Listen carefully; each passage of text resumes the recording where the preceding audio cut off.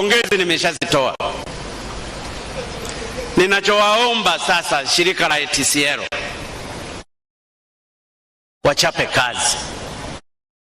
Mliona mkataba uliokuwa unasainiwa hapa kati ya chief executive, kati ya katibu mkuu wa uchukuzi pamoja na katibu mkuu kiongozi. Hizi ndege zimenunuliwa kwa fedha za serikali, hazijanunuliwa na ATCL. Zimenunuliwa na fedha za serikali za Watanzania. ATCL tumewaazima hizi ndege wazitumie kufanya biashara, na biashara ni lazima izalishe. Nilikuwa namuuliza waziri kwamba tangia muanze mmeshakusanya kiasi gani? Wamenieleza, kama alikuwa hanidanganyi, amesema wana milioni dola ngapi? Milioni 14 dola milioni. Nitakwenda kuzicheki kesho.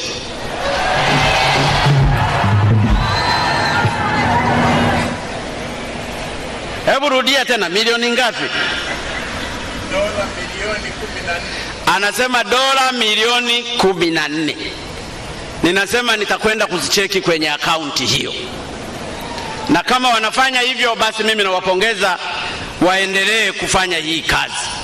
Lakini pia nawapongeza shirika la ATCL chini ya uongozi wa ndugu Matindi pamoja na bodi ya wakurugenzi, wanafanya kazi nzuri.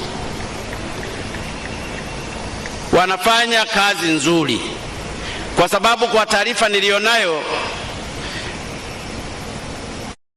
wamefuzu ukaguzi wa uendeshaji wa shughuli za usafiri wa anga uliofanywa na kitengo cha usalama wa usafiri wa anga cha Umoja wa Mashirika ya Ndege IATA,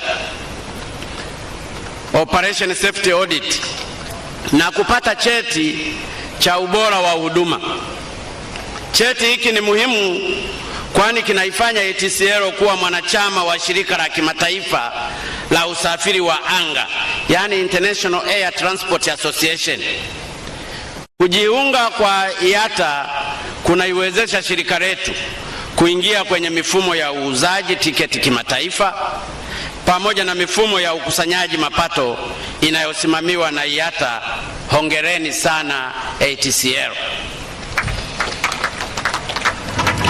Shirika letu la ndege pamoja na sekta ya anga kwa ujumla vinaendelea kukua na kuimarika. Idadi ya wasafiri wanaotumia usafiri wa ndege nchini inazidi kuongezeka. Hivi majuzi nilikuwa Mpanda ambako wananchi wengi waliomba ATCL ianze safari. Nimeambiwa imeanza leo, imeenda imejaa, na kurudi narudi imejaa. Huu ni mwanzo mzuri. Hata hivyo jitihada zaidi zinahitajika, hivyo nitoe wito kama ifuatavyo. Kwanza, kwa management na utumishi wa ATCL, tekelezeni majukumu yenu kwa ufanisi na weledi.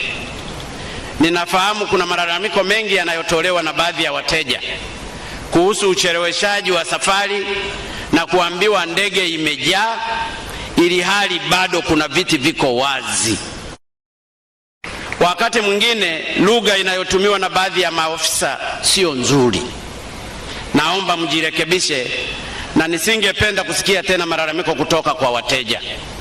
Wateja ndio waajiri wenu, lazima muwahudumie kama wafalme. Pili, endeleeni na mkakati wenu wa kupanua mtandao wa safari zenu ndani na nje, na kwenye hili sina tatizo, na muendelee kushirikiana na bodi ya utalii na mashirika mengine kwa ajili ya kutangaza kazi nzuri na kutangaza maeneo mazuri ya utalii katika nchi yetu.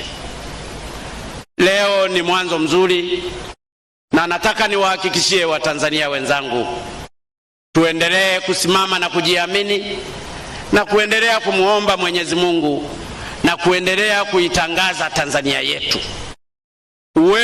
wa kufanya makubwa kuliko hata haya sisi Tanzania tunao.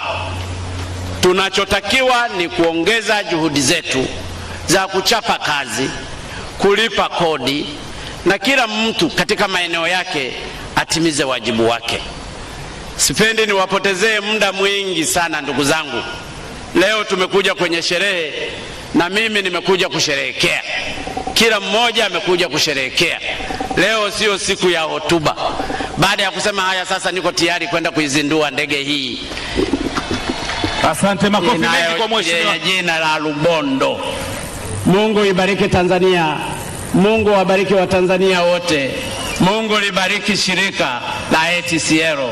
Mungu wabariki wageni wote wakiwepo mabalozi na wabunge na viongozi wa dini na Watanzania wote, bila kuwasahau wana CCM na Toti waliokuja kusherehekea hapa.